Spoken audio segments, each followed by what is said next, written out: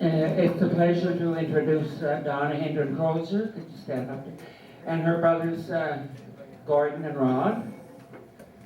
It's a pleasure to have you here tonight. I've known Don Hendren all my life since I was raised in Lakefield. Don was a well-respected businessman who sincerely cared for all of his clients, regardless of color or creed. He served the village and the surrounding area well. And I'm going to call upon Donna to do a little expo on the family, her dad's family and her dad and mother.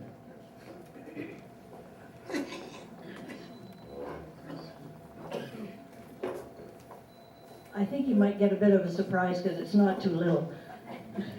I hope you're still all awake.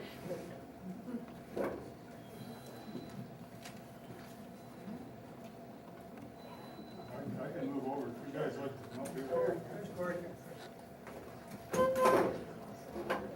So I just want to invite my brother Gord to come up to the table here. Thanks.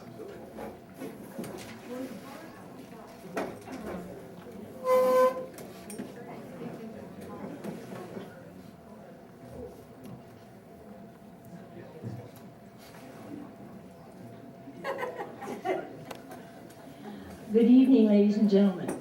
I would like to thank the Lakefield Historical Society for honoring our father, Don Hendren, this evening by shining a spotlight on his ancestry, his life, and his contribution to this community.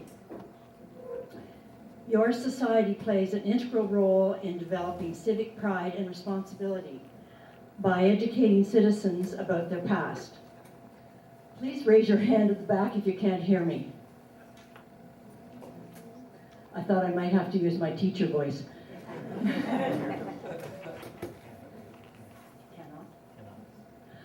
I would like to acknowledge the presence of Winnie Stewart, my mother's closest friend and traveling companion, whose husband Archie was my father's faithful friend and hunting partner.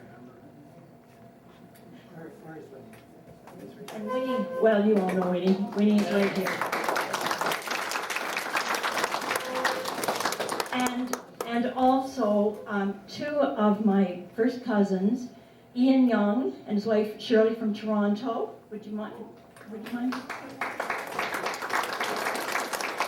And my father's niece, Velma Hendren Osborne from Peterborough, and her husband Bill.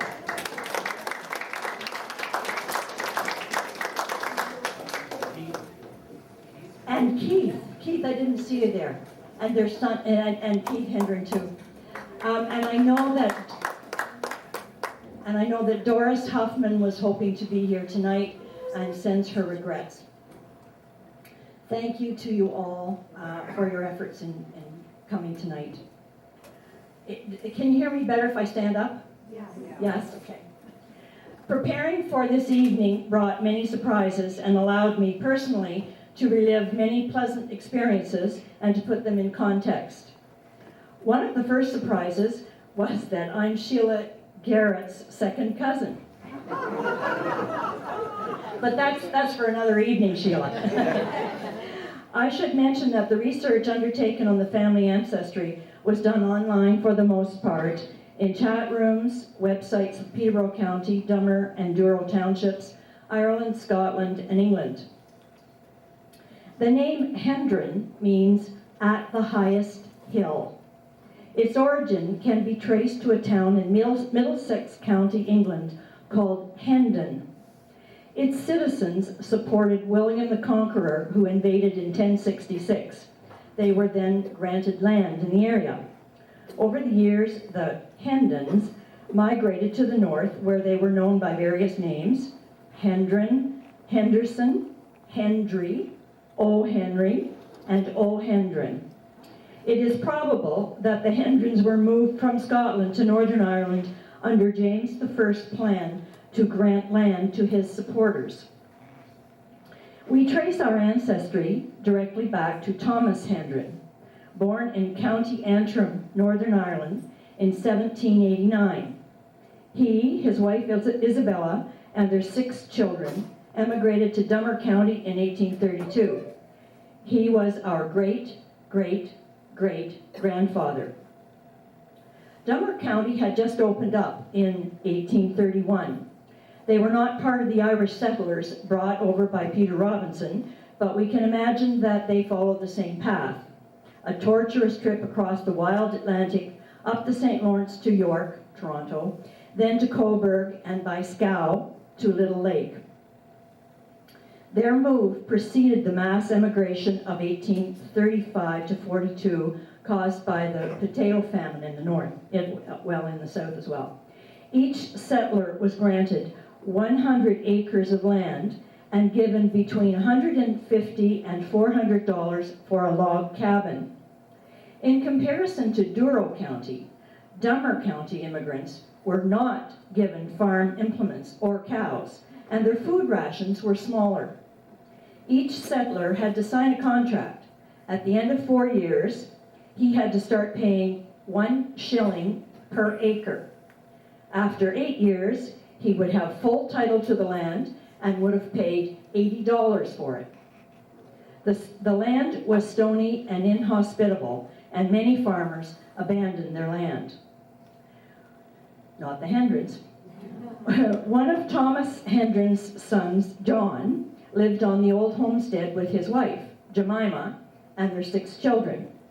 In 1861, their second son, Thomas, moved to Lakefield, where he began to work as a carpenter, making furniture and caskets, working with Mr. Shane, a local businessman, read undertaker.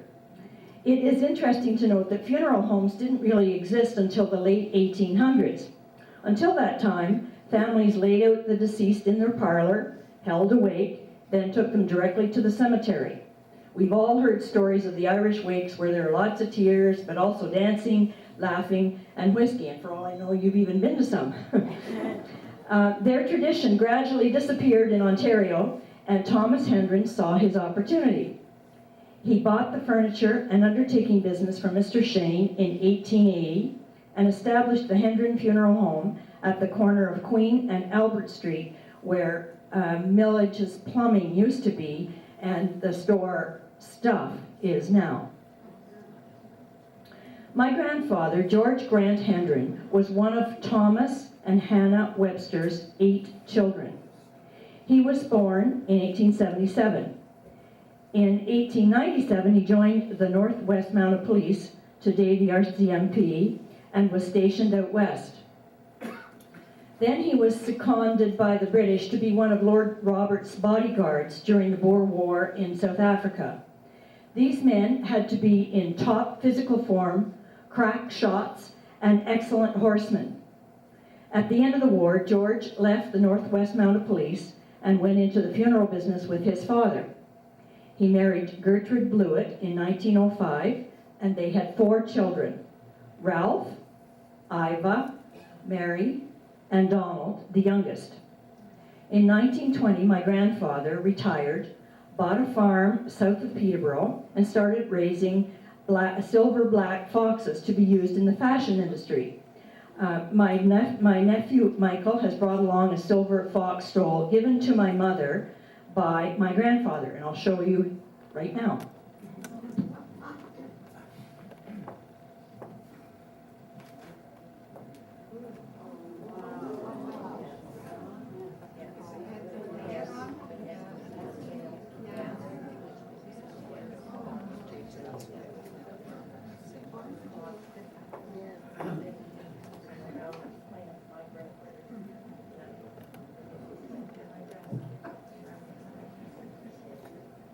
My father's keen interest in and knowledge of wild and domestic animals can be traced back to his experiences on that farm. Fox farming was not easy. The animals were very skittish and easily upset by a change of routine or personnel. My grandfather had to petition the provincial government to change the flight path of some planes, as the roar would upset the females who would then devour their kids. With the advent of the dirty 30s, the luxury market disappeared, so the Hendrens moved into Peterborough, where Dad went to PCVS. Upon graduation, he apprenticed with Nisbet in Peterborough with the intention of going into the funeral business. Instead, like many other men, he joined the Army in 1939 at the outbreak of World War II and became a drill sergeant stationed in Peterborough.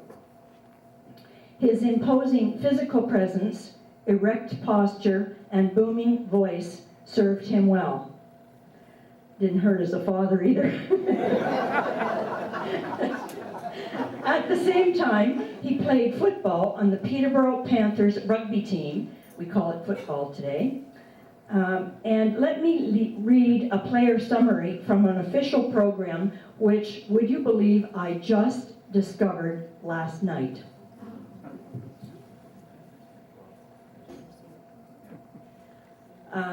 So it's a summary of the players.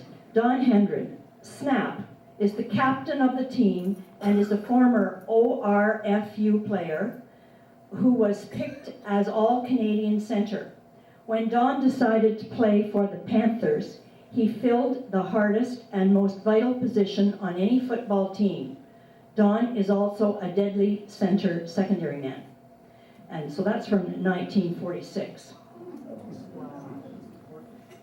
And Rod says he thought it was the orphans. Well, I thought it was too, because I saw a picture that said the Peterborough Little Orphans, and I think they referred to themselves slangily as the Orphans, ORFU, the Ontario Rugby Football maybe Union, but they were actually the Peterborough Panthers.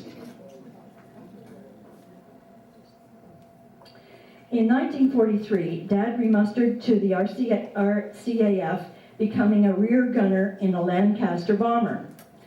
He was very grateful to return from the war unscathed, but like most vets, carried with him many painful memories.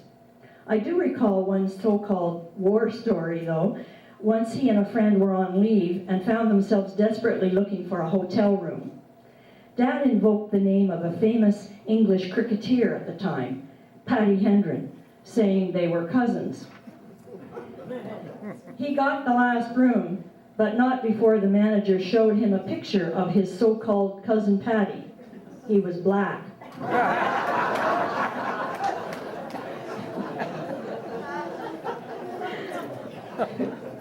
After the war, Dad and his father, George, continued the funeral business, operating out of what is now the Art Gallery and the Nutshell on Queen Street. In 1946, Dad married Cora Charlton, and I was born in 1947. At that time, life was good. They had an active social life with friends like the Gassells, Stewarts, McCrackens, Sharons, and Jackmans, etc. Dad volunteered as a firefighter and continued playing football. Then disaster struck. When Dr. Gassel arrived to examine my mother, who had gone into labor, he discovered my father writhing in pain and diagnosed him with polio. The prognosis was grim: partial paralysis, life in an iron lung, or even death. I know my mother told me that Dr. Gassel gave them 5 minutes together, and she never told me what was said, but you can only imagine. Dad was sent to Sunnybrook Hospital in Toronto, Mom to the isolation hospital in Peterborough, as they thought she had polio too. So that is why my name is Donna and not Janet. 9 months later, Dad defied the odds by walking out of the hospital with a cane and a brace on his leg, which he wore for the rest of his life. I recount this story for many reasons. Dad never, ever spoke of this event, and I wanted you to know the details. More importantly, this crisis changed my parents' life, as you can imagine. Dad developed a steely determination to rise above this infirmity and to create a successful business by serving the public in an exemplary fashion. That became his raison d'être. Dad and his father bought the house at 22 Queen. I think it's actually 26 Queen, but whatever. You know the one I mean. 22 Queen in 1950 from Robert Tedford, a funeral director, and established their business there. The house was originally built as the manse for the Anglican church next door, built in 1832. It was a beautiful property on the water, sheltered by 8 stately elm trees, all of which had to be removed in the 1960s because of Dutch elm disease. As an aside, I remember that during Hurricane Hazel in 1957, while my dad was out all night driving Fire Chief Clark around the village, my mother went from window to window, nervously watching the huge elm branches sway in the wind. Yeah. Wake up, Rod. By then, I had 2 brothers, Rod, born in 1949, and Gord in 1956. Hendren's became a modern business offering funeral, ambulance, and taxi services. Dad and Grandpa worked together and served an area of about 40 miles in radius, including the Mud Lake Reservation. The respect and compassion they demonstrated there earned them high praise from then Chief Elsie Knott. I recall hearing about a trip back from a funeral at Curve Lake. They were driving the hearse home across the ice in the spring when it got stuck in slush and started to sink. They managed to get it out and got home safely, but it was a very close call. Like all of us, there are those critical moments in life when you feel like you've cheated death, and that was Dad's second. Accordingly, he maintained a firm belief that all lives have a purpose. His faith was nurtured in Lakefield United Church, which he attended faithfully, and where he served on most of the committees, notably as chairman of the building committee for the addition. After George's death in 1953, Dad made one perceptible change: funeral attire. Until then, he had worn heavy gray striped trousers, a gray vest, high button collar, black tie, and a black morning coat with tails. The modern version became a black suit. I'd like to call on my nephew Michael, who he doesn't know what this is about, but I'd just like to ask him to come up for a minute, and you'll see why.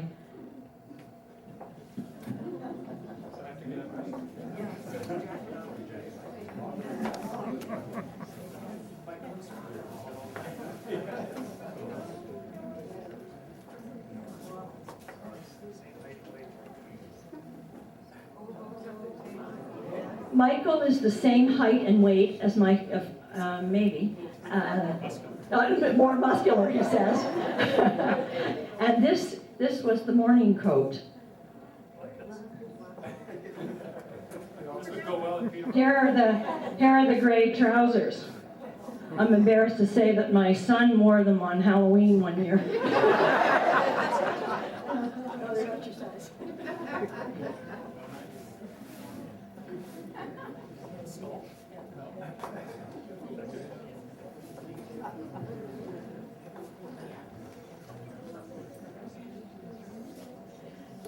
It was about this time that Ken Wingate started working at Hendren's as a teenager.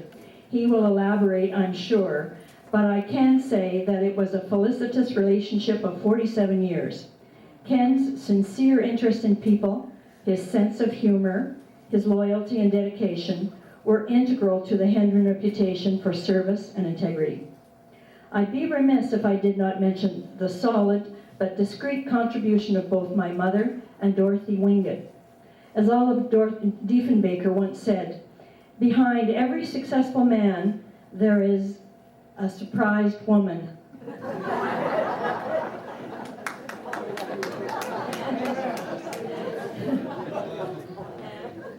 Both women learned to graciously accept sudden interruptions in holiday dinners, long hours alone with young children, the responsibility for running the household and organizing the social life, and the constant phone calls. My parents' relationship was one of mutual love, respect, and support. Dad encouraged my mother's independence, travel, most of which was with Winnie Stewart, and hobbies. Mom accepted the limitations that the business put on their life with patience and understanding. In the 1960s, Hendren's became responsible for answering all the fire calls. Forget about that. You're taking all my material. And for directing the volunteer force to the fire, as someone was always on phone duty. One of my thrills as a teenager was being allowed to ring the fire siren at midnight on December 31st. 3 times. In 1960, we moved from the funeral home to 23 Regent Street, a welcome change. Gone were the days of tiptoeing around, curtailing friends' visit, and chasing down the dog so she wouldn't bark during a funeral. But one constant remained, the phone calls at all hours, and Dad's quick response. About that time, Dad divested himself of the ambulance business, but still retained the taxi business. As a result, he became acquainted with many of the citizens of Lakefield, if not all, and especially with the boys and staff at the Grove, which is now the co-ed Lakefield College School. As teenagers, we kids helped out occasionally. I played the organ when needed, and Rod and Gord directed traffic, carried flowers, and set up chairs, and I'm sure they've got some stories to tell you about that. Dad was a stickler for details and demanded that the cars be washed and Simonized a particular way. I'll bet Ken can attest to that too. He also made us practice basic things like answering the phone, greeting people, even shaking hands. You know anybody who practices shaking hands? One of my other jobs was helping to prepare the religious calendars that Dad sent out every Christmas for many years. It was a 4 or 5 day event that I never seemed to be able to avoid. Ken and Dad would go through all the files, updating information, discussing changes, then addressing calendars. Both had prodigious memories and lots of amusing stories. My inglorious job was rolling the calendars in their brown envelopes and licking the stamps. And I wasn't going to put this part in, but Dad did not want me to use a sponge because he said it took off too much of the glue. I had to lick the stamps. My father was the epitome of respect, decorum, and discretion, and most parts of the funeral home were off limits to us. He always insisted on respectful behavior there. But that didn't mean that there weren't some hilarious happenings. Once I was playing at the funeral of an elderly woman when suddenly a frail but frantic voice yelled out, "Mr. Hendren, get me out of here!" After a stunned silence, I turned up the volume on the organ and kept playing. Apparently, an older woman couldn't figure out how to unlock the bathroom door.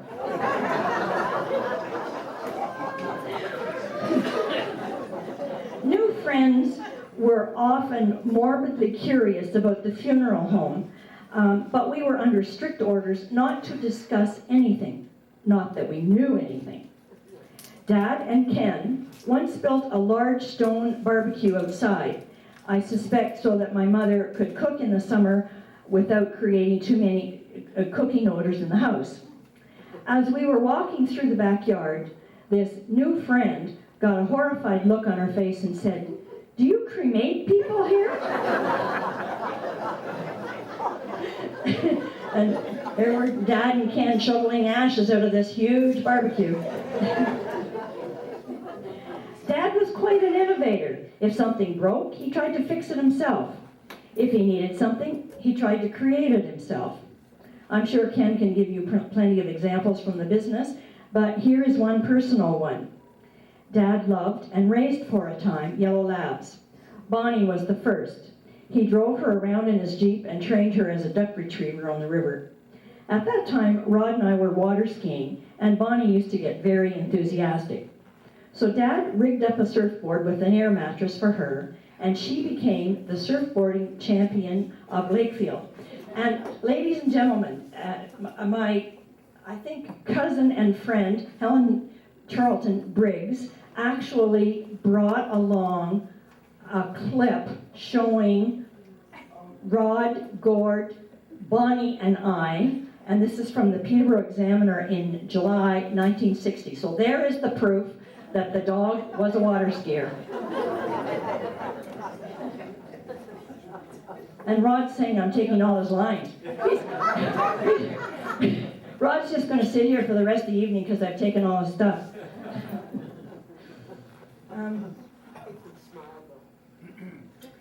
Dad's quirky sense of humor also shone through. He built a doghouse for Clyde, the second lab, and had a nameplate professionally painted, and then added a TV aerial. All of this right at the front of the funeral home. In the mid-60s, Dad undertook a major renovation of the upper level of the funeral home, creating an apartment. On the main level, the beautiful curved staircase was removed, and over the years, furnishings replaced with Canadiana glass, sofas, and chairs. Dad was a proud supporter of the community and commissioned paintings by local artists such as Mrs. Isdell, great-grand-niece of Catherine Partrail, and Madeline Hambley. Two of my favorites were the sleigh ride at Gassel's Farm and the log boom on Clear Lake, which I assume are still hanging in the funeral home. Dad was a member of the United Services Officers Club in Peterborough, the Lakefield Legion, and the Otonabee Region Conservation Authority, among others. He inculcated in us the respect and support of local enterprises. He patronized such well-known former businesses as Beavis Meat Market, Northy's Pharmacy, Spence's Grocery, and Davis and Charlton Garage. Once, when the high school was selling magazines as a fundraiser, he refused to support the initiative. He contacted the principal and explained that a small local card shop run by Molly Thompson, a tax-paying citizen supporting herself, was already in that business, and that this was unwelcome competition. End of problem. He did not shrink from doing what he saw as his duty. After 2 pedestrians were struck and killed in Young's Point, Dad wrote to the provincial government and requested action on the unsafe crossing. As a result, a caution light was installed. On a personal level, Dad enjoyed people, had many friends, and loved to tease them. His best friend, Archie Stewart, was often the target of Dad's pranks. After a hunting trip to James Bay, Dad arranged for Archie's prize stuffed goose to be sent to him from the taxidermist, and I know that all the Stewarts know what's coming. I happened to be in Archie's hardware store the day the highly anticipated package arrived. Archie excitedly gathered everyone in the store and ripped the package open. Imagine his horror and surprise when he saw a moth-eaten owl with only one eye staring back at him. All he said was, "Don Hendren." He had a ready wit. Once, my parents and a friend and I were going to a restaurant which demanded men wear a jacket and tie. My friend retrieved a tie from the car, but found it impossible to tie just by looking in the rear view mirror. So Dad said, "Well, lie down and I'll tie it for you."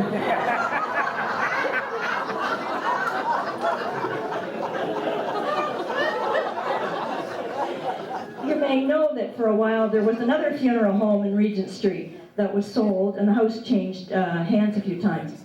While I was at Queen's, I heard that the famous Canadian author Margaret Lawrence had moved to Lakefield.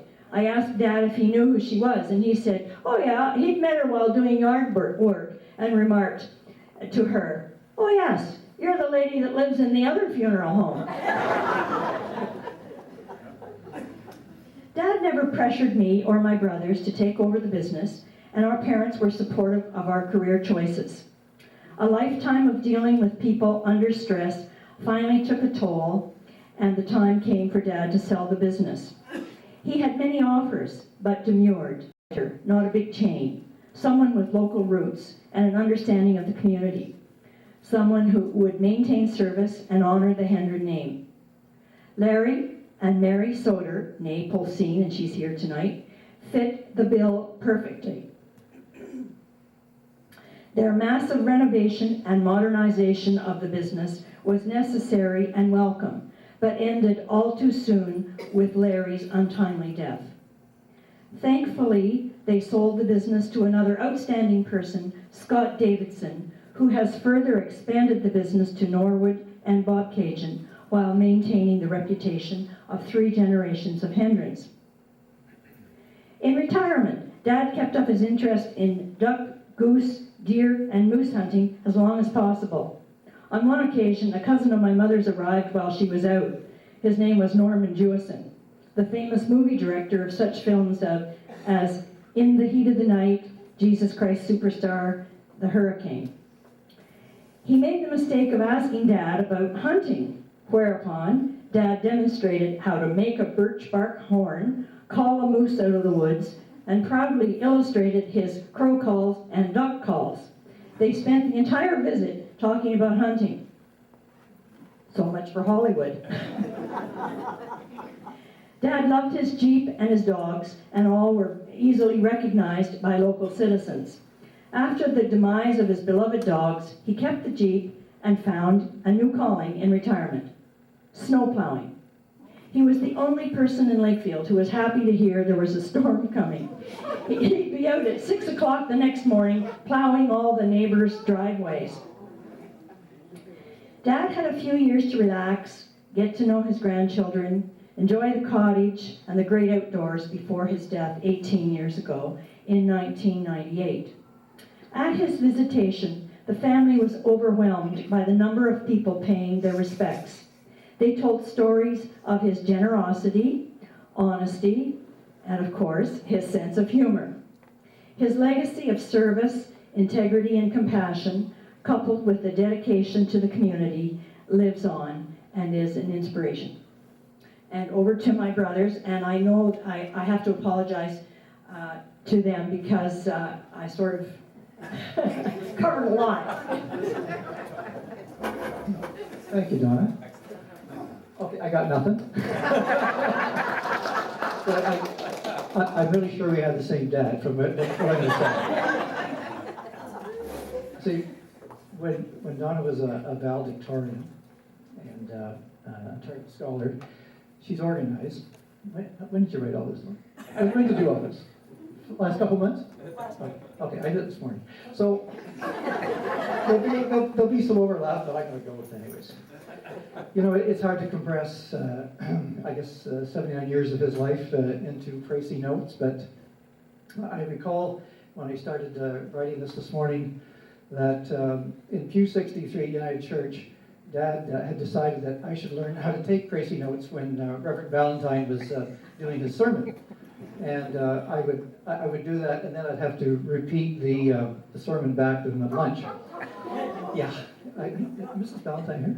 Yes. Anyways, that was then followed when we moved to Brampton. That he must have been worried about me because he had the United Church minister from Brampton come over and visit our house, 3 times to see if we should maybe start coming out to church.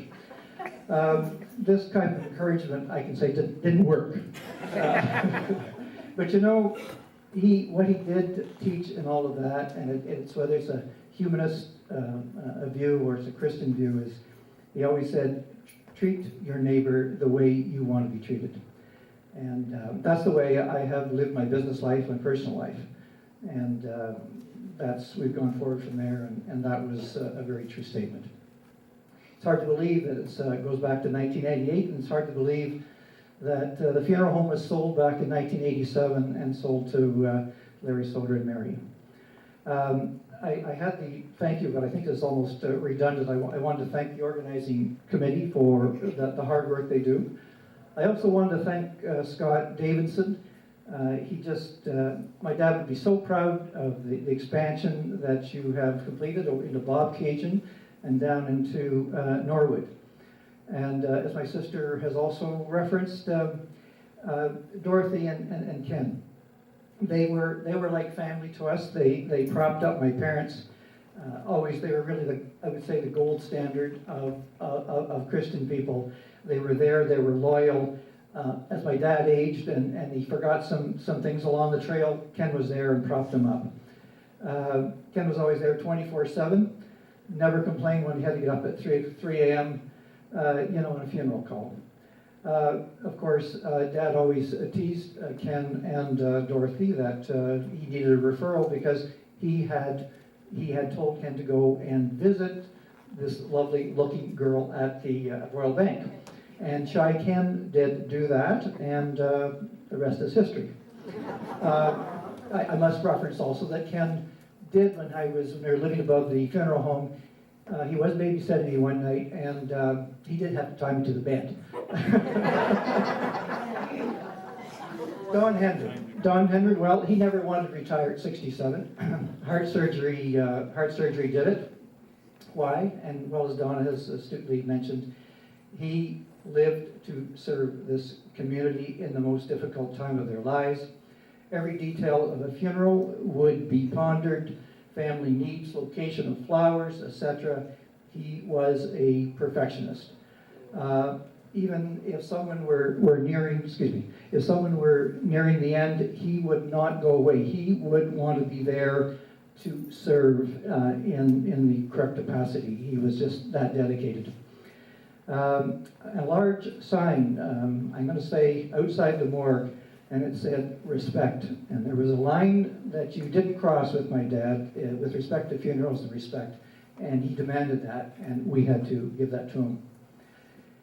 His dedication and commitment to business was also reflected in another way. He never, ever once mentioned to me, gosh, you should come into this business.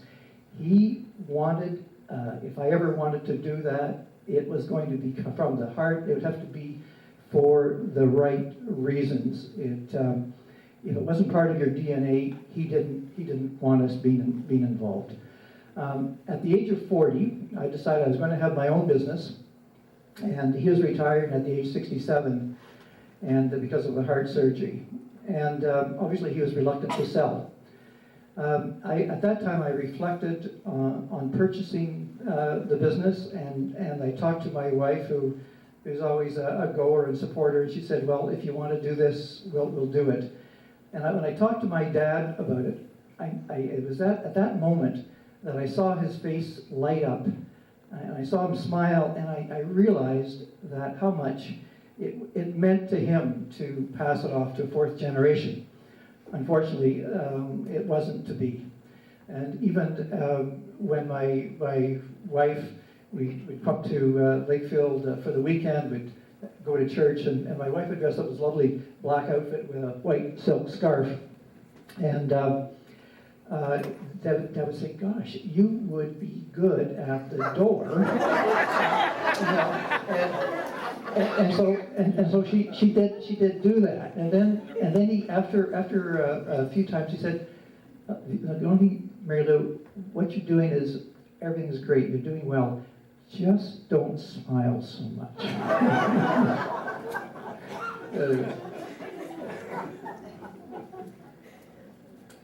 You know, as many will know, when Dad passed away, the family dedicated a lovely metal chair or seat along the waterway there behind the funeral home, and it states Don Hendren, who dedicated 47 years to serving his community.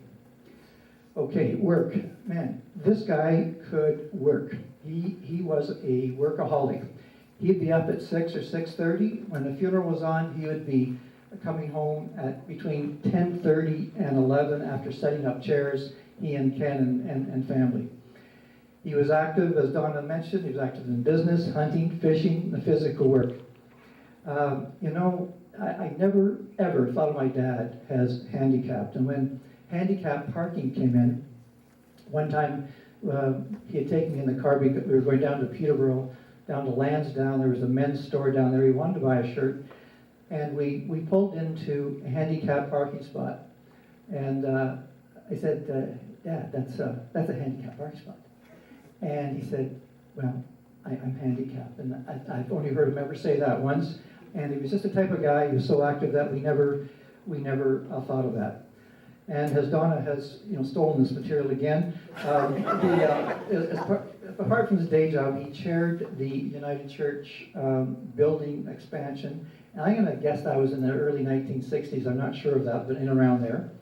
And I can recall that he would work every night till 10 to 10:30. There was a participation as part of the contract where if someone did some painting and work, and Dad was there and led the charge every night for weeks. And he just had that type of that activity, to the point that they gave him a lovely plaque thanking him for all his dedication of times. Athlete, well, as Donna also adroitly mentioned, he was a jock, and he was 6 foot, 155 pounds, played football. It wasn't with the orphans. Now I know, now it's a different name. And but there was a picture that there was always lying around, a white picture. It was about 3 feet wide of I'm going to call the orphans, the Peterborough team. And I thought, I'm going to get that framed. And it was a picture that they had beaten this Toronto team. I think it was called the Balmy Beach Club team. And I went to get that framed in Brampton. And the gentleman who was framing it said, "Gosh, my brother played on the team with your dad, and I'm in the picture." It was just crazy. And they said, your dad was a fabulous football player, and people, when he hit somebody, he hit them hard, and he had a flying type of tackle that he did, and I guess that's why he was captain of the team, I guess you say. Yeah. However, I guess when he got polio at 28, that was done. And he never said much about the polio. He was just stalwart, and he moved ahead. And when he was in his 70s and he was retired, he said to me, in all my dreams, I have a night, not once did I ever see myself as a person with a brace on his leg. So maybe he had in some way never accepted it, but he always saw in his dreams as a man that could run without a handicap. As Gord was 7 years younger than I, my dad lived through me in athletics, and given his affliction and given that he was a jock, that was very normal. A lot of people do that. He in track, he trained me. When I ran cross country, I had some success with that, and he would have me wear these heavy lace boots because that would strengthen my legs. And then we'd go out to, I guess was it County Road 134? Yeah. Sagnolia. We rode to County Road 134, and there's a hill, as you know, right by the quarry. There's a hill up, then there's a hill down. We go back and forth about 4 times. It was just a killer. Well, when I was about 14 years old, in grade 10, I won a local cross-country race town in the district, and then there was another CASA one for Central Ontario, and I was happy with that. It was good. I'm okay. Let's not go to the Ontario because obviously I'm going to get beaten. But Bruce Sonley, the phys ed teacher of the day, put us in this, and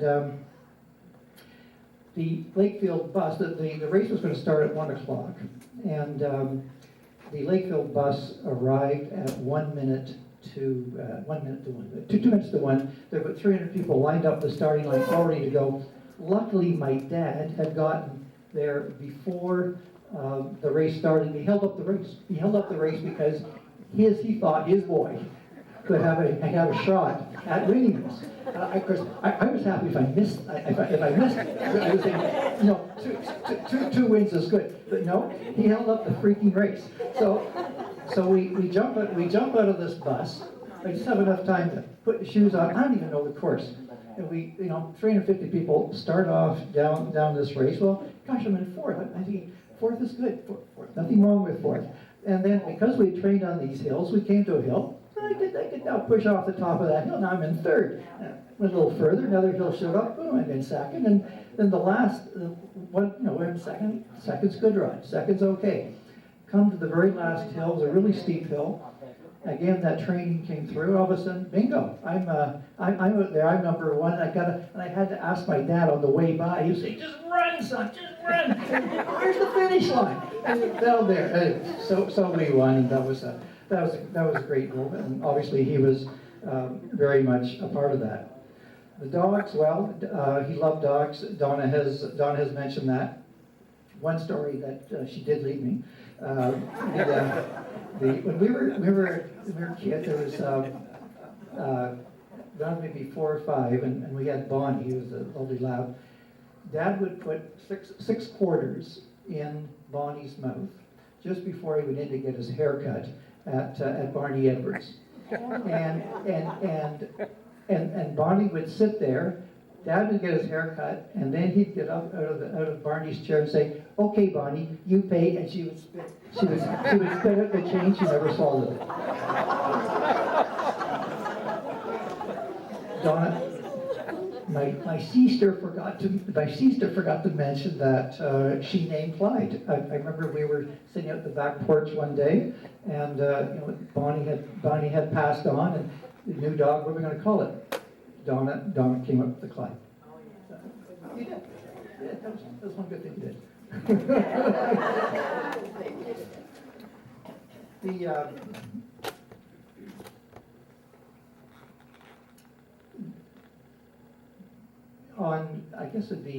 I guess a few doors down, I don't know the address, but where the lovely little sandwich shop is, that was where the funeral home was there, and I'm not sure when you alluded to, Donna, but I'm not sure of that. But 1940, okay. Obviously, she mentioned, Dad got polio there, and Mom was pregnant, and a large funeral came in, and I remember Mom would break down and cry every time she started to tell this story, because it was such an emotional moment for her, because as you've heard, we didn't know if Dad was ever going to walk again or what would happen. But I think a Tedford had passed away, and it was going to be a huge funeral, and they needed the approval of the local doctor, the health unit, and that was Hugh Gassel.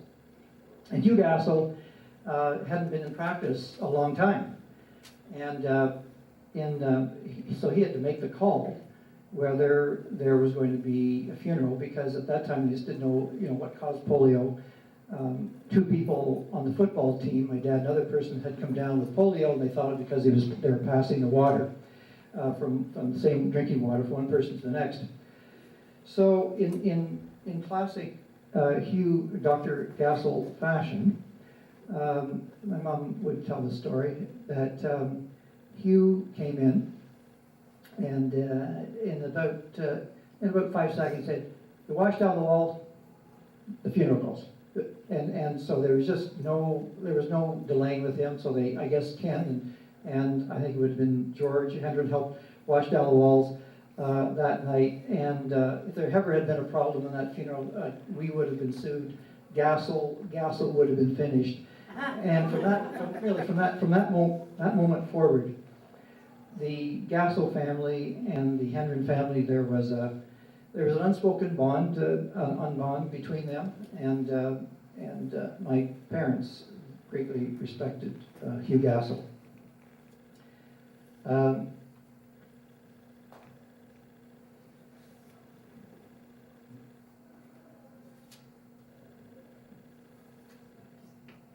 With Hugh Gassel, I always have my little, just digress Jane for a moment or two, I always have my little moments with him, because he was such a unique character.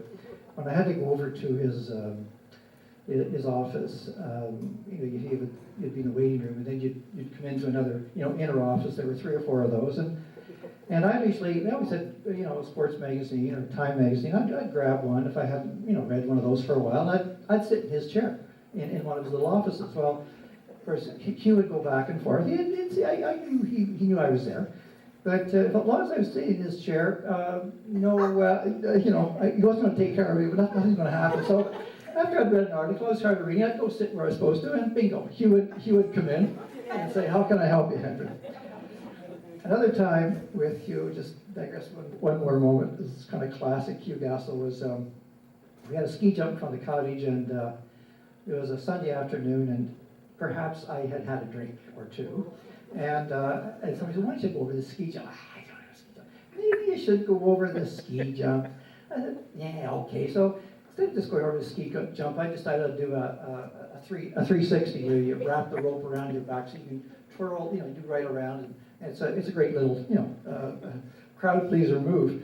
The only problem is I didn't quite make it all the way around, and I fell. Luckily, I didn't take out my front teeth, but I hit my lip on the ski, and I really had a bad gash, and it was really bleeding. So I don't know how we knew we could phone Hugh Gassel over at the farm, but we phoned over, and he said, "Okay, Hendren, come over here in 20 minutes."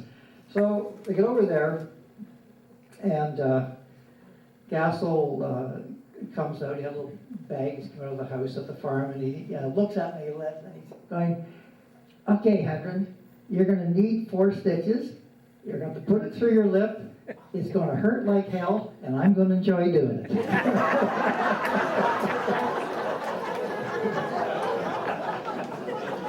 They might have added no sedative either, but of course I brought Bill Gassel. We drove up from Toronto together. I brought Bill so I could kind of deliver the classic line that I always delivered to him, is that Gassel, you're really lucky. My old man buries your old man's mistakes. But there weren't very many mistakes that Hugh Gassel made.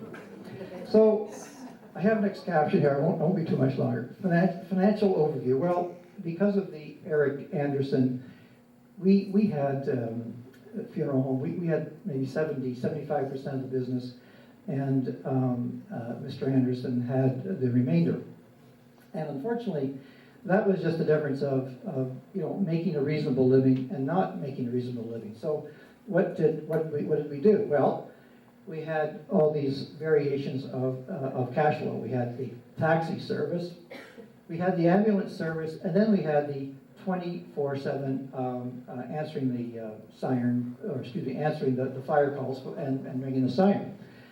So I'm just going to digress into each one of these subcategories and just tell you a few little amusing things about them. Starting with the when we got the 24/7 fire call, we would answer the call. There was the red phone, or various places throughout the funeral home, and everybody knew you did not ever touch that, right? And so one time, my parents had maybe gone to the Stewarts to play bridge, and Donna and I were left to line the phone. Well, this was kind of big, and we were young. Of course, Donna, as you know, is a couple of years older than I am, so she was in charge. And guess what? The phone rings. The red phone rings. And you're looking like you're going to forget this. This is good. This is good. So the fire phone rings. And we're going. We were kind of freaking out a little bit, like, uh-oh. And a lady on the phone says, "My house is burning down. You send the fire department." Hangs up the phone. So anyways, we go, well, so we gotta, shouldn't really say where it was. But I guess our house is burning down. Means we gotta blow the siren. So Donna starts blowing the siren. You blow the siren 3 times. And of course, we're thinking, okay, we're blowing the siren 3 times. George Jackman or Ray Jackman or one of the Jackmans is going to be the first guy down the fire hall, and we're not going to know where the fire is. And just at that moment, the lady phoned back and said, "Oh yeah, I forgot to tell you, it's 32 Rabbit Street." and just after that, one of the Jackmans called, and bingo, we were, yes, it's on 32 Rabbit Street. That was Then the other moment with when they had the fire siren was was I was with Scott Moore. Scott Moore was at the house one day, and I think I decided to just show him where the buttons were for the signer. I just show him where the buttons were. The buttons were, you go down into the basement. It was a crappy basement in that house, by the way. But we went down just at the top of the basement, top of the stairs. The buttons were there. There was the red for start and the black for stop. So Scott says, bet you $5 you won't press start stop. Oh, $5, I mean $5. Of course, $5 way back then. $5 with what? $5 get me a crispy crunch, get me a Coke. I had money left over. I could do this. And then I just thought, well, it won't be a big deal. Just be start stop. What could happen? So there was a Jack Mose, the Mose family. I guess what had happened is, see, the funeral home, between the funeral home and the town hall, obviously is about, what, half a mile, 3/4 of a mile. I guess Jack had really wired this for really quick pickup. And so when I just did start stop, I hear it go, like it almost like 80% up to the top. I thought, and I had visions of, oh, geez, now the firemen are going to get running over there. So what to do? Yeah, I know what to do. Get the hell out of the house fast, and run over to Scott's house, and just kind of lay low and hope nothing happens. Well, nothing did happen. So a couple of weeks later, Dad said, Ron, I was talking to Bob. Well, yeah, I was talking to a couple of firemen, and they thought they heard the fire siren go there a couple of weeks ago. Do you know anything about that? And I never forgot my answer. I said, Dad, you don't think I'd be that stupid, do you?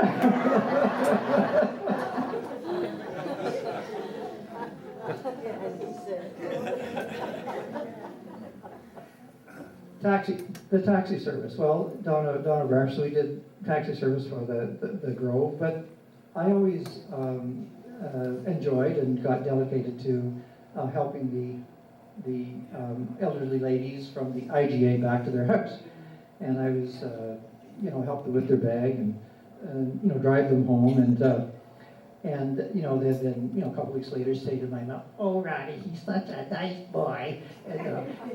And so Dad, after we take the taxi, I'd say, you don't even have to pay me. And I just felt that was a nice thing to do. So my dad, at supper, he'd say, I didn't see the money for that taxi trip when you took Mrs. Hilton home, whatever her name was. And I remember saying to him, well, Dad, we need a promotion account. And he said, what do you mean? I said, well, Dad, think of it. Everybody's a customer.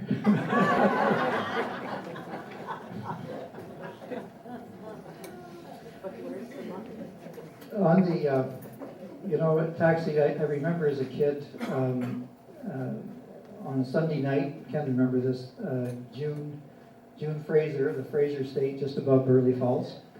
June Fraser had to be picked up and taken down to the train down in Peterborough. And I remember just going into the estate, and there'd be deer, and it was just a lovely ride in there. It was about 600 acres and had about a mile of shoreline.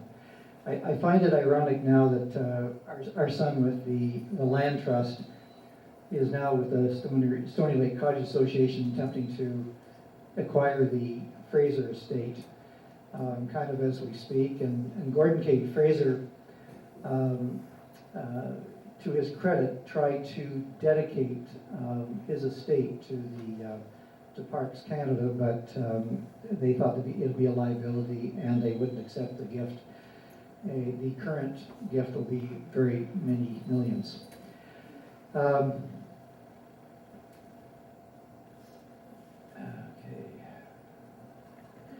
And Dad, just on taxi, I'm almost finished.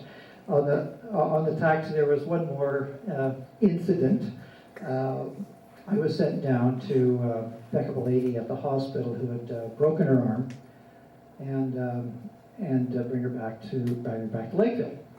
And I was driving on the road going north, more or less where the drive-in used to be, more or less mid-distance between Lakefield and Peterborough.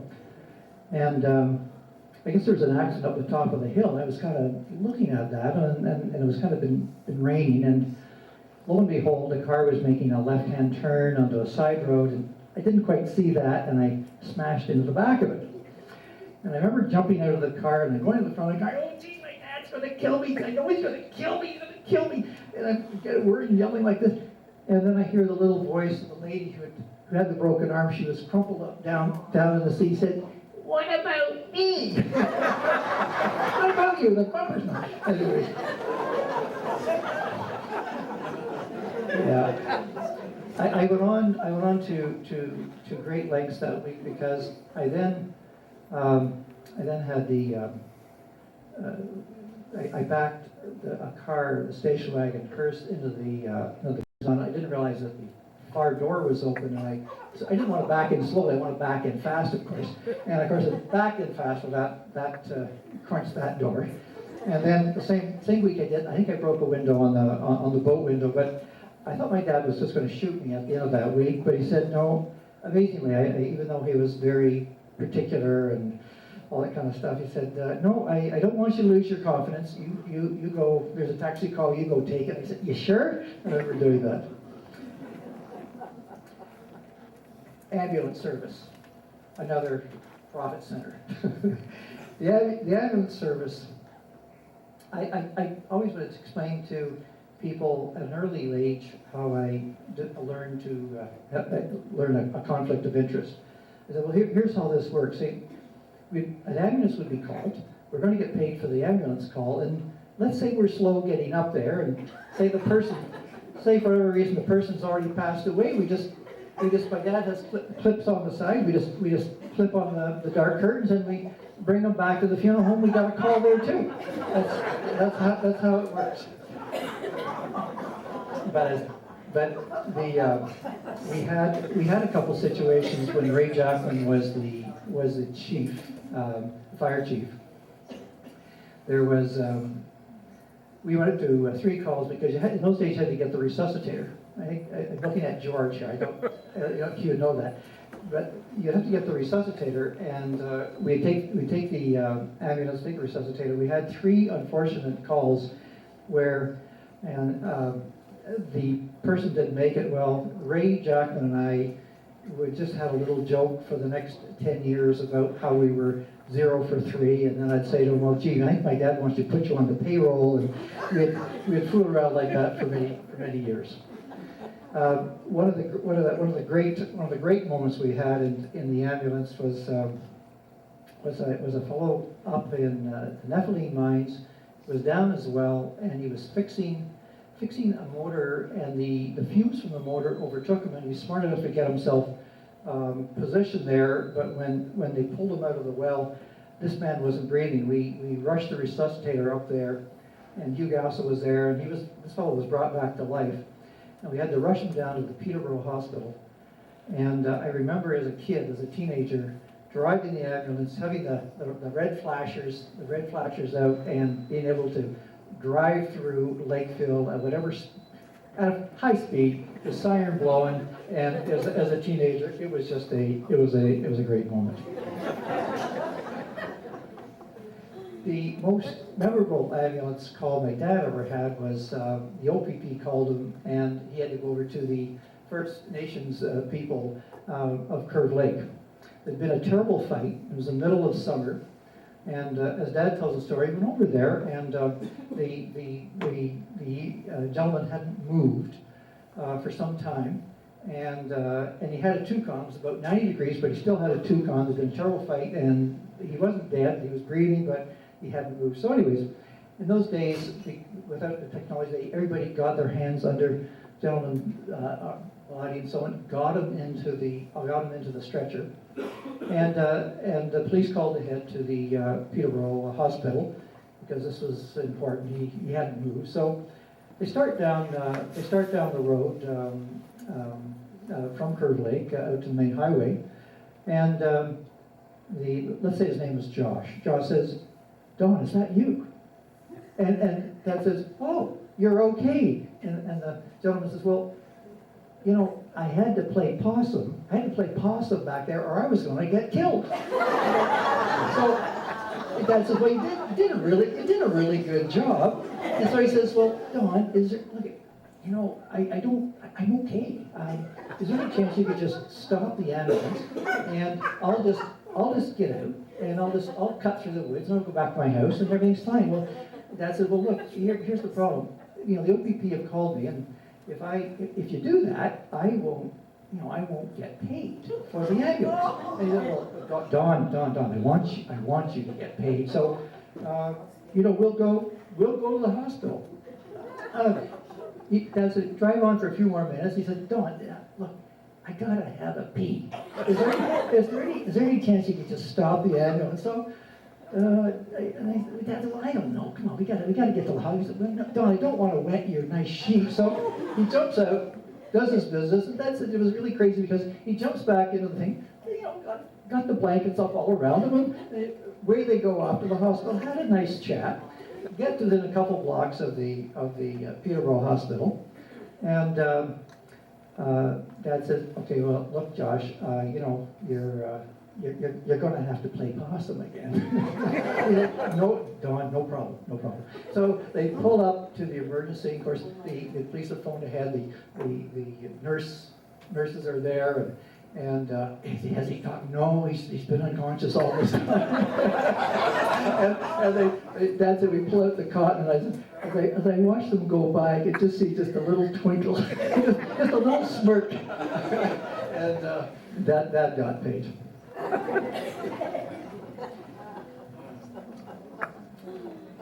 You know, over the years, I guess as both Donna and Gord have not been in town, and our son now is in town, we just didn't appreciate how good and stellar a reputation our dad had forged. Mike, in living in Peterborough now, realizes that, as he has told me, and I find this very emotional because it was what my dad was all about. He was all about doing the right thing, sometimes the right thing at any cost, which sometimes would agitate me, but it was his call. But his in all business dealings that Mike has had in the land trust, in the core of the land trust, when it comes out that he's Don Hendren's grandson, it just things go a lot smoother, and Mike knows that. Mike was involved with a business transaction with the First Nations, with the former chief Doug Williams, who is now an elder there. And Doug said to Mike, we had a lovely relationship with George G. Hendren. We had a lovely, respectful relationship with Don Hendren. Okay, we knew your dad; he was a good athlete. And you, we just have such great respect, and there's such a history here.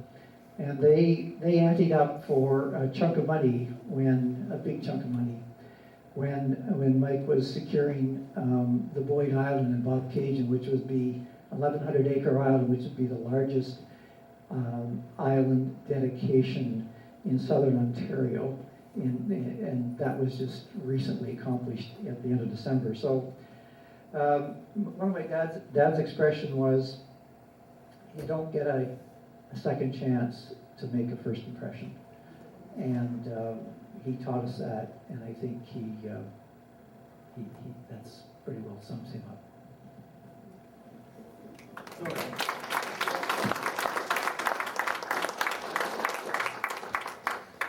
Well, the advantage of being the youngest is you get to hear all the material and have every experience by the time that you have to come into play. So Donna and Rod have done a great job of covering pretty well most of the stories that were really relevant about my dad. And but I just want to tell you a few things that were kind of important to me and that were relevant to me. First of all, he left a really big impression on me. My mother always used to say, "Oh well, the youngest, you just raise yourself and you just do everything yourself." Well, I was very much a part of the business. So, very much involved in the funeral business. Ken Wingate and I, who Ken's here tonight, we would do every possible job around the funeral home, from setting up to taking down to vacuuming the funeral home at night, to shoveling the snow in the morning, to sweeping the street, to painting, to cutting the grass. And so I had basically every possible job in that business. And Ken and I always used to say that, my dad would sit awake at night thinking of make work projects to keep us busy. And, that was only partly true, because he was always thinking about, hey, how do we make this business better? How do we, make it look better? If the paint needed to be fixed, well, we were out doing that the next day. So whenever there was a spare moment, we were doing it. But I think the bottom line was he built a really phenomenally successful business. He was about integrity, professionalism. He was always about quality service, absolutely. And as Rod mentioned, he was always striving to do the right thing. And, he commanded respect. My late father-in-law, Kathy's dad, always said to me, your dad was the epitome of a funeral director. Tall, gray hair, he looked the part, and he played the part beautifully. So I've always had great respect for him in that regard, and I always wanted to have a business as well, and I just chose to do one that wasn't the funeral business. But he had great respect for me on that one, and Rod mentioned he never pushed me to be in the funeral business. But I always knew that was an option. But I always felt that, hey, this is your gig, and you get to do whatever way you want to do it. So I just chose to do a different one. But he really inspired me to run a quality business, and I've tried to do that in my own business. And I've done that now for 20 years, and it's worked out pretty well. The other thing about him, and Rod and Donna have both mentioned it, it was his determination. And I have not met anyone in my career that could outwork Don Hendren. He was, without question, from early morning till late at night. You never heard him complain about anything. You never heard him speak about anything other than, hey, what's next on the list? What do we have to get done? Let's go forward and do it. And so you never heard him complain if he had to, get up in the middle of the night or anything like that. So that was something that, has really rubbed off on me. And again, a really solid work ethic has been part of my success in life, without question.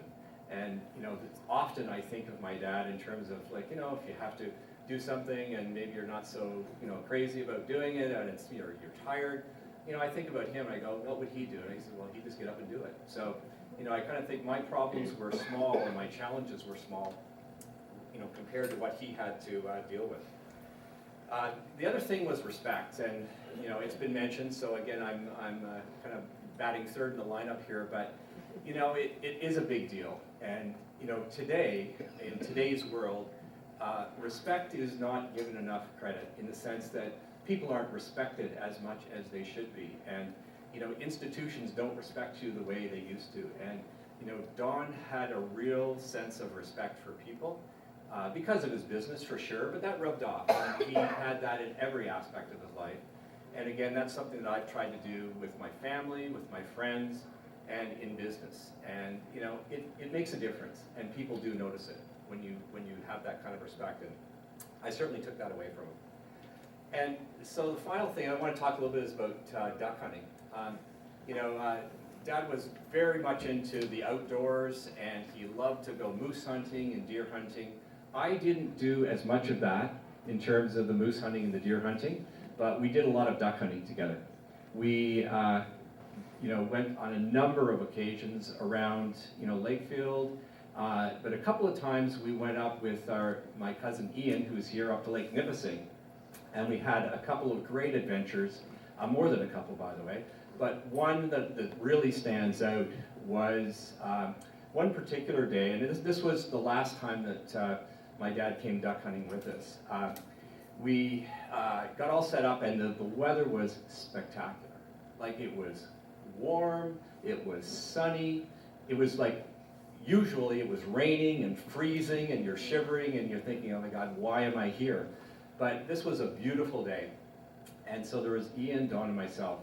And the ducks, for whatever reason, just were coming in by the hundreds. They were just decoying like crazy. So we got a limit very early, and so we just sat back. And we just sat back and watched the ducks circle and then land. And it was one of those moments where you just think, this is really poetic justice, that, you know, it was the last time my dad was there, duck hunting, and the ducks were all just coming in, and, you know, it was like a salute in a way. And, you know, Ian and I talk about it, that it was our best day ever. And, you know, it was that way because of what happened, you know, so many ducks, but also because of my dad. He just appreciated it, and he loved it.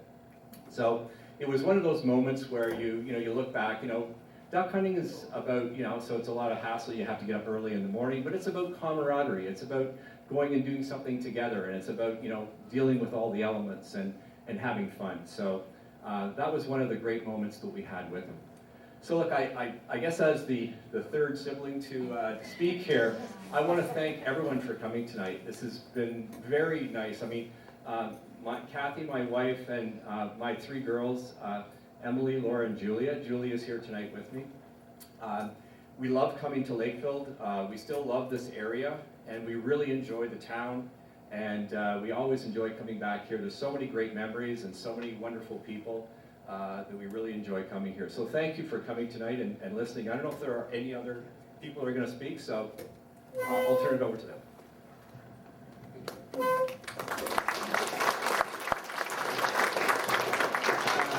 I wish to thank Don's family for sharing the memories of their father. And I'm going to call upon Aithabel Hendren Ty, and Aithabel will discuss the early Hendren family members. Aithabel has arranged a picture display at the side table, and I want to really thank Aithabel for collecting these pictures. This is a picture of the family. Thomas Hendren came to Lakefield, as Donna mentioned, in 1861, and in 1880 purchased the funeral home and the furniture store for Mr. Cheney. He was married to Hannah Webster, and they had 8 children, 5 boys and 3 girls. Abel Hendren was a carpenter, and he helped build the United Church. And he had one daughter, Vivian, who married Gerald Kennedy. Second son was John, also known as Jack. He was a delivery man, and he had 4 sons: Roy, Vera, Bill, Jack, and Eva Hill, who was Harry Hill's wife. Then there was James, who was my grandfather, and he was a harness maker on the main street. And I'm just going to add that in 1916, Grandpa purchased the house at 132 Water. I'm the 3rd generation living in the house, and it's 100 years old. It's been in the family 100 years this year.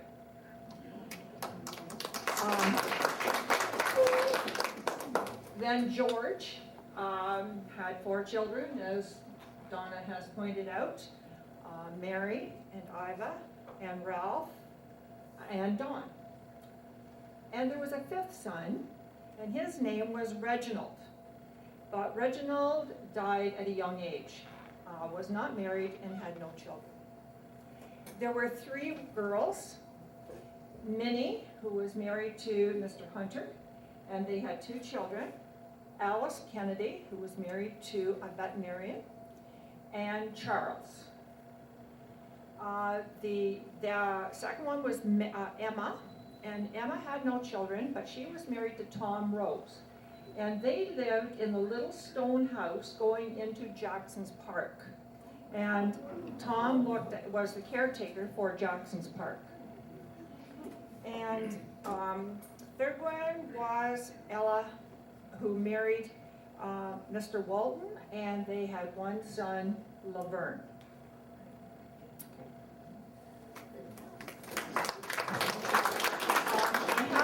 I'll put this picture over there as well, but I've also put schedule or a little outline of the family, who they wear and who their children wear. It's on the table. Thank you, Isabel. Isabel is the last living Hendren descendant that's still in the village. Our next speaker, Kenny Wingate, needs no introduction. He's a lifelong resident of the village. He started working for Don's father, George, in 1949, cutting the grass and shoveling snow. He officially retired in 1999 after a 50-year career in the funeral business. He still helps out when needed. I went to school with Kenny, and he's always been known as a great storyteller. So Kenny, it's a pleasure to introduce you.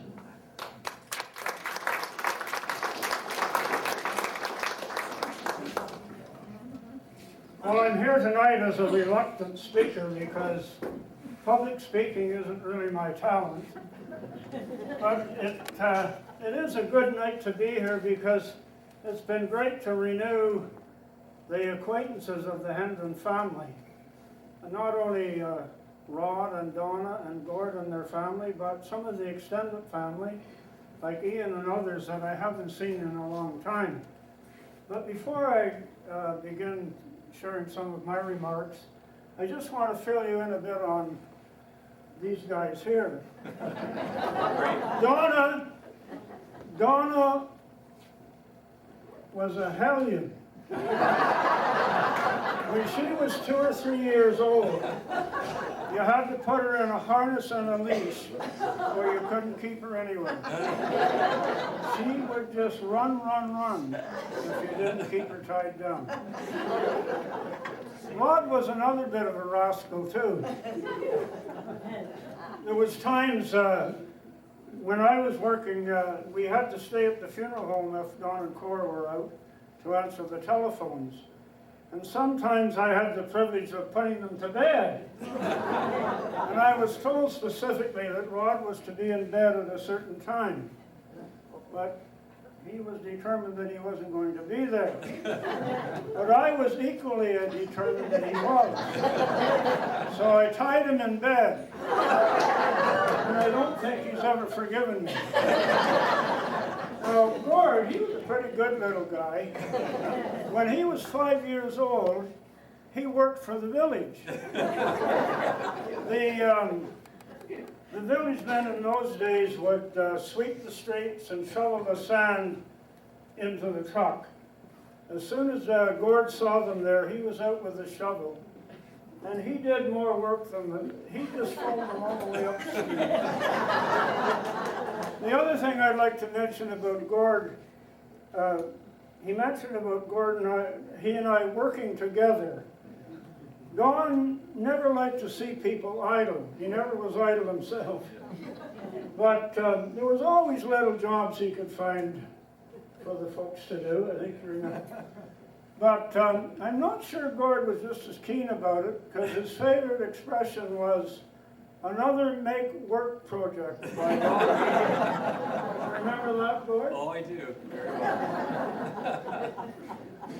Well, you know, my first experience with the Hendren family began in 1949. In the summer of 1949, it was customary on Decoration Day to go out to the cemetery and put flowers on the grave. My grandmother always did that, and Mr. Hendren, Don's father, usually drove her out there. And this particular Sunday I went out with my grandmother, and Mr. Hendren asked me if I'd like some work. Well, I wasn't so much interested in work, but I was interested in the money. So anyway, I began working at Mr. Hendren's home, cutting the grass and weeding the garden, something I didn't like doing, but I did it anyway. But that began my relationship with the Hendren family and my experience in the funeral business for 50 years and even more. It wasn't only a business experience. The relationship wasn't just employer and employee, but it became almost a family relationship. We became very close as a family almost, and so it didn't seem like work. It was just like working together as a family. One of the first things I learned from Don was that if you're going to do a job, you better do it right. And I think maybe Rod and them can remember this. If you're going to do a job, if it's worth doing, it's worth doing right. And you know something, that's a very important life lesson. And it was one that was really good for me because at that age, I was about 15, I was a pretty unruly guy. I've got a picture with a group of my family at home, and it's a pretty wild-looking picture. but I really appreciated that lesson that I learned from Don. And it was not only that he taught it, but he exemplified it. And also, that relationship continued when Mary and Larry took over the funeral home, and I believe it still continues with Scott and his family. I trust they feel the same. So it's been a long and wonderful relationship. I'd just like to say a few things about Don. One thing they mentioned about him playing football, and by the way, they were called the Orphans and they were called the Panthers. And that was in, some of you guys might know, there was the Ontario Rugby Football Union. They always played off with the Big Four to enter into the Grey Cup, but they never won. The ORFU never won. Sarnia Imperials were the best team. Don told me this because he played for the Peterborough Orphans. And in one particular game, the playoff in Peterborough, they never ever beat Sarnia, but they beat them by a score of 3-2. And the guy, Don Crow, was a great punter. He punted a single point to win the game. The other thing Don told me about playing football in his day, he was the snap or the center. And he wasn't a big man to play on the line. He played against a lot of big men. And when, in those days, you didn't snap the ball to the quarterback. It was a direct snap to the halfback. So you had to be a pretty sharp snap to snap it to the halfback, and then he said, I'd duck.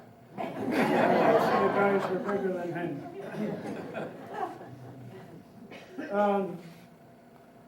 Don was wholly committed to serving the community, and his one great desire was to do everything he could to improve service to the people that we serve. And over the years, he was always thinking about how we could change things to make things better. And one of the things that he did that I don't ever remember anyone else having this at the time, certainly wasn't in this area. Everybody knows the little memorial cards that you get now at funerals. As far as I know, he was the first one to ever produce those. Scott and Jason, do you ever know of any? I never knew. It certainly wasn't here. And that was a big, big job to gather all that information and write it and put it on a memorial card, take it up to Bill Hunter, the printer, Bill Hudson, and he'd set it all up on the type and print it. So he was always trying to improve. He was always thinking, what can we do better? And he used to, sometimes after a funeral, he would be a little bit dissatisfied how things went, and he'd say, boy, if we could only do things like they do in Peterborough. Well, I used to go into Peterborough quite a bit, help funeral directors in Peterborough. And from my observation, this is my observation alone, the way Don conducted funerals was much better than some of them did in Peterborough. He had a real knack to conduct funerals. The other thing I'd like to say about him, you couldn't call him handicapped. He had a brace, the full brace on his leg, But I think Gordon then mentioned he went hunting. But not only that, he could work rings around many people. I can remember 2 or 3 occasions when we had special work to do, and my gosh, I could hardly keep up with them myself. And also in the early years, when anyone passed away at home, he'd always go out, he and I'd go together, and in those days we didn't have a stretcher with wheels on it. We used to have to lift it by hand. He'd hook his cane in his coat pocket, and then he'd help me carry it. And that's a great thing that I appreciated about Don. He never asked me to do anything he wouldn't do himself. And there were times when, if he wasn't busy dealing with families or other paperwork, he would come out and help me wash cars and anything like that. He never was afraid of work. So it's just been a wonderful experience for me. There was lots of difficult times. It wasn't an easy business, and especially when we combined ambulance, taxi, and fire calls and everything else. But I've just been thankful that over the years, because it's I've had many wonderful friendships develop from working in the funeral home. As I go about, and it's getting less and less, sometimes I'm out with my grandchildren and they'll say, "Grandpa, you know everybody." And I do know an awful lot of people, and it's been just a wonderful experience to be able to say that you've had that friendship and had the opportunity to serve people in their time of need. Thank you very much.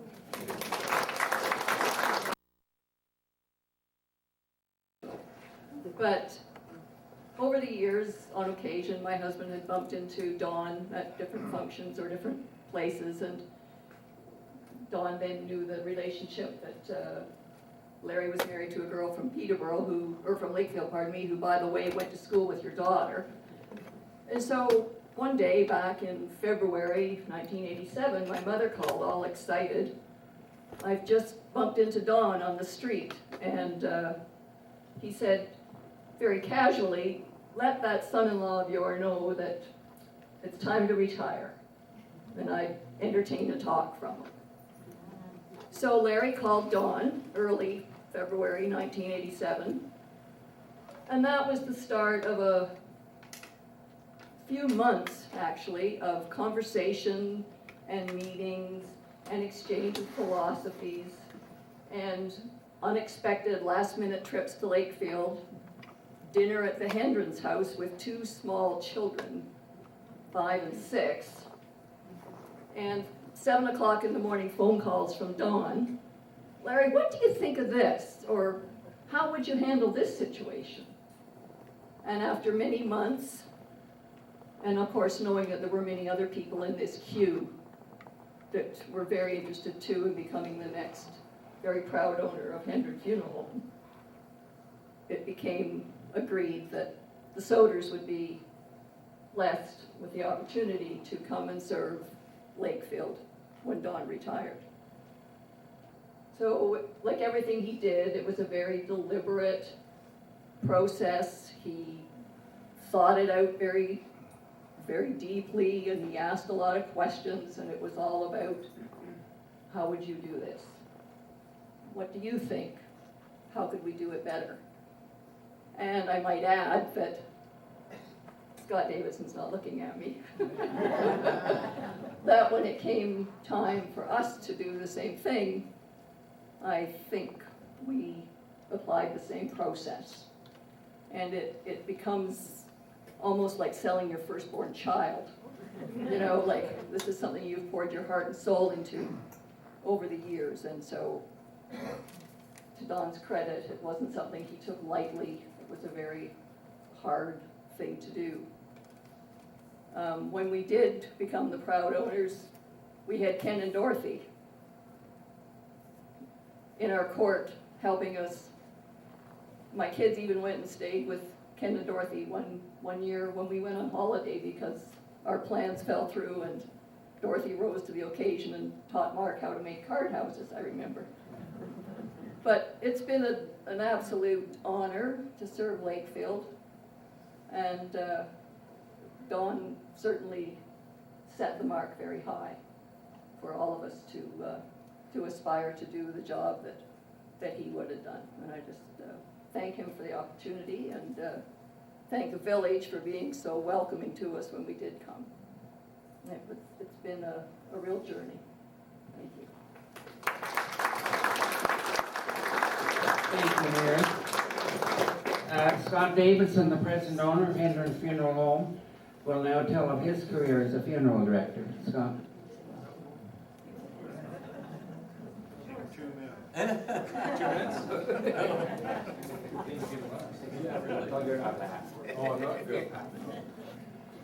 Well, I may be one of the few people in the room who never met Don.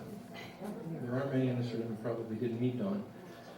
And as the current owner of what I call his funeral home, it still bears his name. It's interesting that I take such great pride in doing so, having never met the man. But for me, this journey and being part of the Hendren legacy is all about legacy. As Mary mentioned, funeral directors tend to put their heart and soul into everything that they do, and that is very much the case. But it's a real honor to carry on the Hendren name, not only in Lakefield, but now in Cajun and Norwood as well. And I understand, as a piece of history, that the funeral home in Lakefield and Norwood used to be owned by the Tedford family at one time, and now they're conjoined again under the Hendren name, so that's kind of interesting. I don't know the years of that, but it's some time ago. I think it's interesting, I think of Don and Larry often, because in the last 10, 15 years there's been a great many changes in the funeral business, and I often think how Larry would handle something or consider it now, and I can hear the voice. But then I also think about how Don would handle it.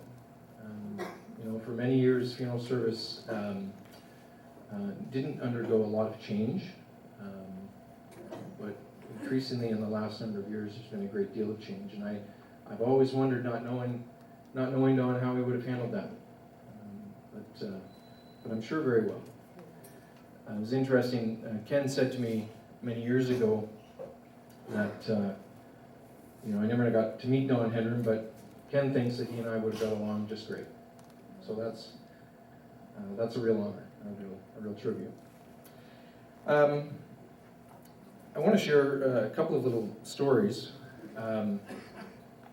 Some of you may know some of this, but I was lucky enough to have met Cora. And I got to know Cora for a few years before she passed away. And, you know, there's only ever been a few exciting things happen around the funeral home in the 10, 12 years that I've been here. And one of them was that on the day of Cora's visitation, our van was stolen. Right from the garage of the funeral home, or just outside the garage of the funeral home. Yeah. Did I tell you that at the time? Did Mike, you know? Yeah. So we eventually got it back, but it wasn't in good shape. But that was pretty interesting. Leave it to the Hendrens to have our van stolen. But anyway, as well around that time, as I got to meet all of Cora and Don's family, the window in the chapel that we use very, very frequently now, and have for a number of years now, in the sill, I almost can't bring myself to change the window, because in the sill, Rod has engraved his name in the wood. And if you change it. Well, don't change it? It's quite a big letter. Yeah. Well, it's been painted over several times, but you can still see it in the wood. So when we do replace the window, and we plan to, I'm going to cut that chunk out and send it to you. Yeah. And every day we get reminded of Gord, and I think this maybe was his plan, I don't know, but every day as we walk through the garage, in the middle of the garage floor are the initials GH in the year 1957, isn't it? Yeah, 1957, when I guess they redid a plumbing line down through the garage, and Gord got his hand in there, and Yeah. Yeah. Another make work project, exactly. yeah, We started early. yeah. So, Donna, I haven't found anything around the funeral home with your initials or name in it yet, but if I do, I'll let you know. Or if you know of anything I should be looking for, I'm searching, I can't think of a thing. all right, well, you let me know if there's something there.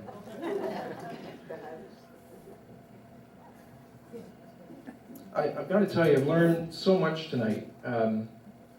It's so interesting that, over the years I've been able to pick up little tidbits of information from different people in town, but tonight was really the culmination of all that information coming together, and I'm so glad that we were taping that, and we're going to disseminate that and come up with some written history of the funeral home, and I'm just so fortunate that you were able to share all of that with us tonight, so thank you so much. Interesting, you shared the story about the swaying of the trees. The elms are no longer there, but there is still that big pine in the back, and every storm that comes in, my wife and children and I gather around the living room window and look out and think that thing is coming down. It's going to come through the living room. My oh my. The ice road we don't take anymore. Yeah, a few years ago, I think about 5 years ago, we were taking it, but we've stopped because, for obvious reasons. And it was me that got rid of the stripes, the funeral stripes. Yeah, it was me, I'm sorry. But times change, consumers change, and the mourning stripes, there might be a couple of funeral homes left in Ontario that use them now, but not many. It's mainly black suits, so sorry. But that was me. I still have about 7 or 8 pairs, though. Do you have a morning coat? Yes, I do, actually. Yes, I do have in my closet, yeah. The paintings are still there. Not to worry, and actually we encourage anyone in the community anytime to come in and look at the wonderful paintings that were commissioned and are spread throughout the funeral home. It's just wonderful. But just to finish up, I just want to thank the Hendrens for giving the community your father and allowing him to act as a blessing to this community. To the Soders for allowing me the chance to come in and do the same thing and follow in their footsteps, and in Don's and George's and Thomas's. So it's pretty amazing, pretty humbling. So thank you very much, and thanks for the opportunity to speak here tonight as well. Appreciate it.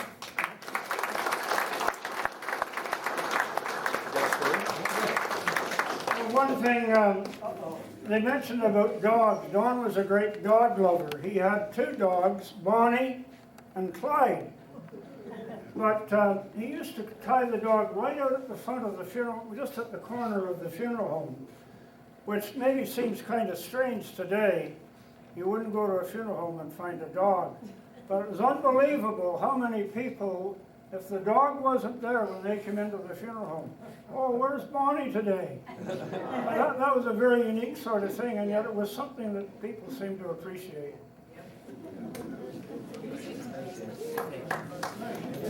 Thank you, Scott.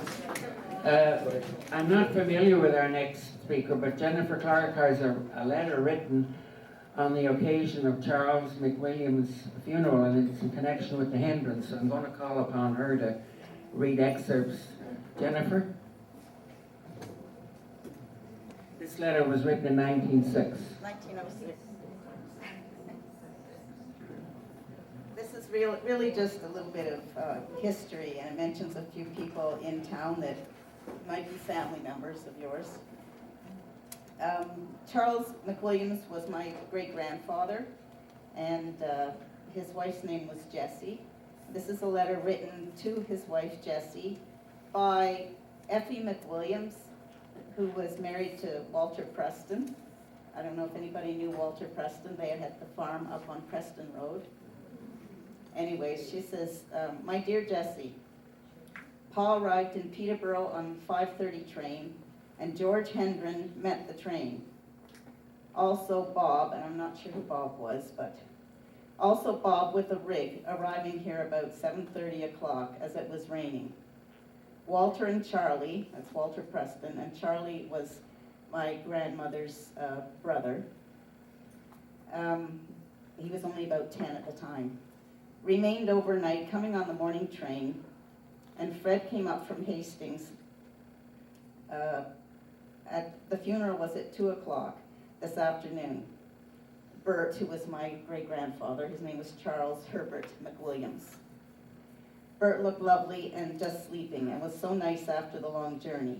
There were several wreaths, and bearers were John Hendren, Jim Isbitson, Dave Edwards, Frank and Willie Gray, and Ab Hill.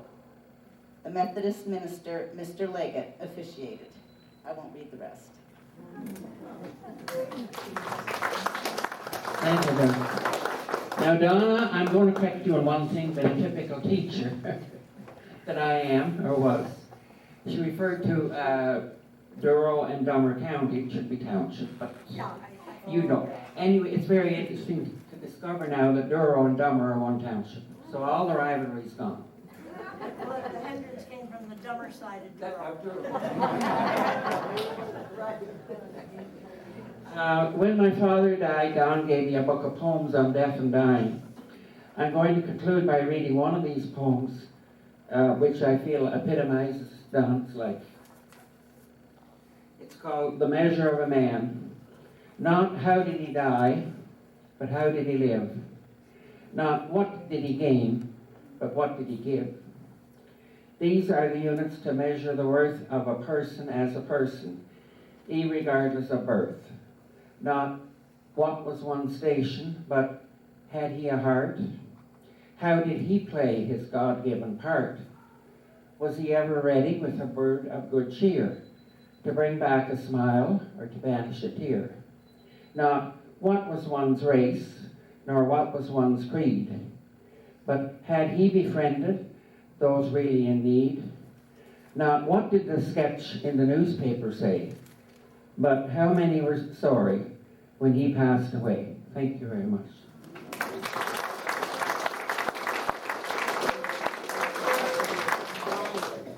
Wow.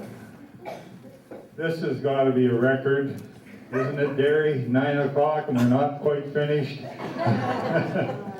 This meeting usually goes about 1 hour, so, but for this, I don't know about the rest of you guys, but I think this was absolutely wonderful, the whole thing.